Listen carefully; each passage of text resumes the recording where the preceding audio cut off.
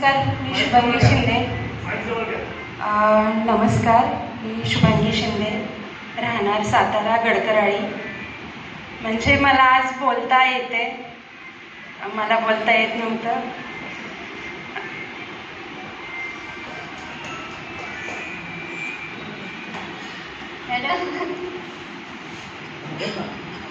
मी आज चालते आणि बोलते, हे सगळं हरियाण जोश आणि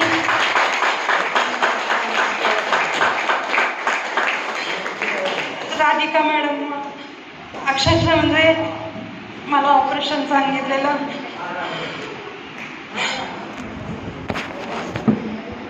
माझे सगळे रिपोर्ट आहेत.